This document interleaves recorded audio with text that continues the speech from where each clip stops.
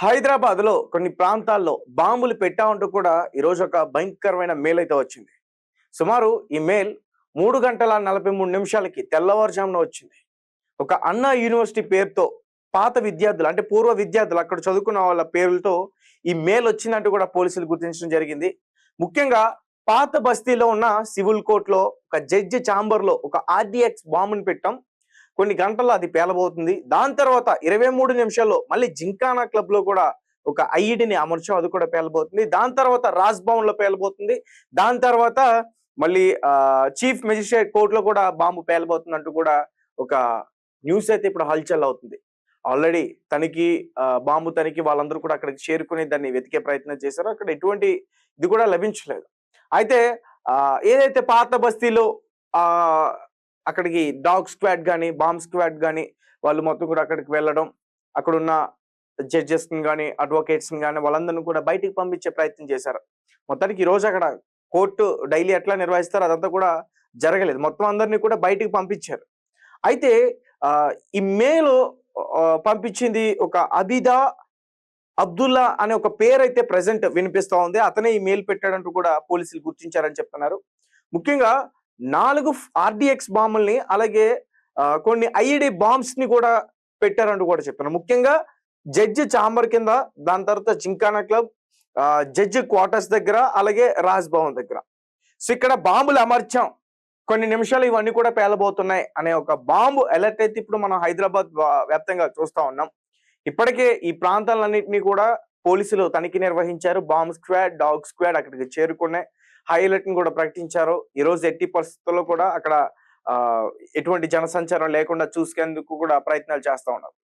అంటే ఈ మధ్యకాలంలో చూసుకున్నాం, పహల్గామ్ అటాక్ అయిన తర్వాత స్లీపర్ సెల్స్ యాక్టివేట్ అవుతున్నారు. ఇటు మనం విజయనగరం చూసుకున్నా, ఢిల్లీ చూసుకున్నా, శంషాబాద్ చూసుకున్నా, హైదరాబాద్ చూసుకున్నా, ముఖ్యంగా హైదరాబాద్ పాత బస్తీ లాంటి ఏరియాలో కూడా స్లీపర్ సెల్స్ ఉన్నారంటూ కూడా గుర్తించారు. అలాగే కొంతమంది వ్యక్తులు కూడా దొరికారు. పాకిస్తాన్ కి గూఢచారులుగా పనిచేస్తున్న ఆ వ్యక్తులు కూడా దొరికారు. సో ఇప్పుడు ఏదైతే ఈ బాంబ్ థ్రెటనింగ్ కాల్ వచ్చిందో, ఈ మెయిల్ వచ్చిందో, దీని వెనకాల ఖచ్చితంగా ఈ ఉగ్రవాదుల యొక్క హస్తం ఉందంటారా, లేదంటే ఇంకెవరైనా ఆకతాయిలు ఒక వెకిలి చేష్టలతో ఈ పని చేశారంటారా? మీ కామెంట్ ఏంటనేది నాకు ఖచ్చితంగా పెట్టే ప్రయత్నం చేయండి. నేనేమనుకుంటున్నా అంటే ఖచ్చితంగా హైదరాబాద్ లాంటి నగరానికి ఇప్పటికీ చాలా సార్లు బాంబు బెదిరింపులు వచ్చాయి. అయితే ఈసారి ఒకేసారి 4 ప్రాంతాలకు రావడం కొంచెం ఇది కలకలం రేపుతుంది. ముఖ్యంగా గవర్నర్ ఉండే రాజ్ భవన్ లాంటి ఏరియాలో కూడా బాంబు అమర్చానంత ధైర్యంగా మెయిల్ చేయగలిగారంటే మాత్రం దీని వెనకాల ఖచ్చితంగా ఒక భారీ కుట్ర ఉందని అయితే మాత్రం నాకు ఖచ్చితంగా అనిపిస్తా ఉంది. రైట్, దానికి సంబంధించిన పూర్తి విషయాలను కూడా అందించే ప్రయత్నం చేస్తా. సో హైదరాబాద్ లో వరుస బాంబు బెదిరింపులు కలకలం రేపుతున్నాయి.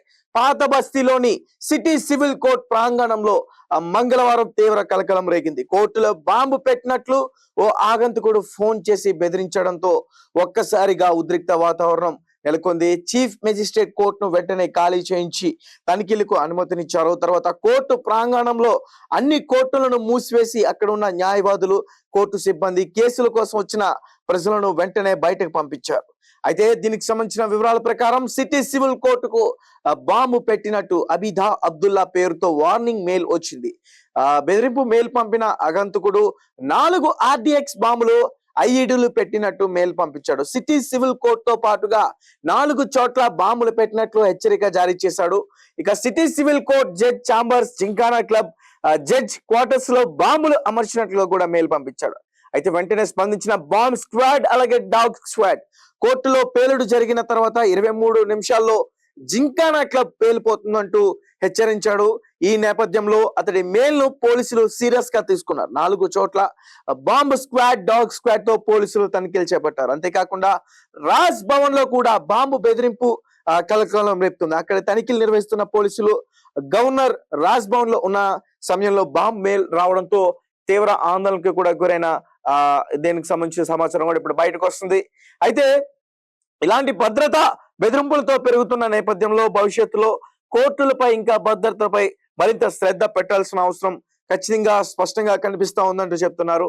అయితే కొంతమంది నిపుణులు మాత్రం తమ అభిప్రాయంలో కోర్టుల వంటి ముఖ్యమైన స్థానాలకు ప్రత్యేక భద్రతా ప్రణాళికలు ఖచ్చితంగా రూపొందించాల్సిన అవసరమైతే ఇప్పుడు ఖచ్చితంగా ఉంది. అలాగే అత్యాధునిక భద్రతా పరికరాలతో తనిఖీలు నిర్వహించాల్సిన అవసరం కూడా ఉందని వాళ్ళు మాట్లాడుతూ ఉన్నారు. ఈ ఘటనపై మరింత సమాచారం ఇంకా తెలియాల్సింది. కానీ ప్రస్తుతానికి సిటీ సివిల్ కోర్ట్ పరిసరాల్లో ఉత్కంఠ వాతావరణం అయితే కొనసాగుతోంది.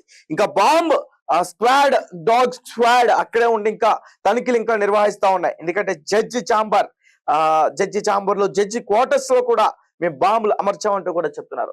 ఏదేమైనప్పటికీ ఈ మధ్య కాలంలో చూసుకుంటే, ఈ పహల్గామ్ అటాక్ జరిగిన తర్వాత చూసుకుంటే ఇటువంటి బాంబు బెదిరింపు మెయిల్స్ చాలా వస్తున్నాయి. ఎయిర్పోర్ట్ లో కావచ్చు, ముఖ్యమైన ప్రాంతాలు కావచ్చు, ఇట్లాంటి రాజ్భవన్ లో కావచ్చు. గతంలో కూడా సచివాలయానికి కూడా ఒక బాంబు ఉన్నట్టు కూడా ఒక బెదిరింపు మెయిల్ వచ్చింది. కొన్ని తప్పుడు పేర్లతో ఈ రోజు అబిదా అబ్దుల్ అనే ఒక పేరుతో వచ్చినట్టున్నారు. అలాగే అన్నా యూనివర్సిటీ అంటున్నారు. దానిపైన సరైన క్లారిటీ లేదు. పూర్వ విద్యార్థుల పేర్లతో అంటూ కూడా చెప్తా ఉన్నారు. అయితే ఎక్కడైతే మేము సివిల్ కోర్టులో పెట్టామో అక్కడ బాంబు పేలిన తర్వాత, జడ్జి ఛాంబర్ లో పేలిన తర్వాత వెంటనే 23 నిమిషాల్లో జింకానా క్లబ్ లో ఖచ్చితంగా బాంబు పేలిపోతుందంటూ కూడా ఈ మెయిల్ లో స్పష్టంగా రాశారు, పంపించారంటూ కూడా చెప్తున్నారు. దీనికి సంబంధించిన సమాచారం ఇంకా బయటికి రావాల్సి ఉంది. ఏదేమైనప్పటికీ ఇది చాలా చాలా భయంకరమైన సంఘటన చెప్పుకోవచ్చు. ఎందుకంటే ఒకేసారి 4 ప్రాంతాలకి బెదిరింపు మెయిల్స్ చేశారంటే బాంబు అంటే ఏదో డైవర్ట్ చేస్తున్నట్టయితే మాత్రం నాకు క్లియర్ గా అర్థమవుతుంది. అండ్ మీ అభిప్రాయం ఏంటి? మీరేమనుకున్నారు? దీని వెనకాల ఖచ్చితంగా ఉగ్రవాదుల హస్తం ఉందంటారా? ఈ పాకిస్తాన్ స్లీపర్ సెల్స్ హస్తం ఉందంటారా? లేదంటే ఇక్కడ కొంతమంది ఆకుతాయిలు ఎవరన్నా ఈ విధంగా చేస్తున్నారంటారా? దీనిపైన మీ అభిప్రాయం ఖచ్చితంగా మా కామెంట్ సెక్షన్ లో తెలియపరచండి. అండ్ మీకు ఎవరి మీదైనా అనుమానం వస్తే మీ స్థానిక దగ్గరలో ఉన్న పోలీస్ స్టేషన్ కి వెంటనే వెళ్ళి ఇన్ఫార్మ్ చేయండి. ఎవరైనా అనుమానితులుగా కనిపిస్తే వాళ్ళని పట్టుకునే ప్రయత్నం చేసి పోలీసుల్ని సంప్రదించండి.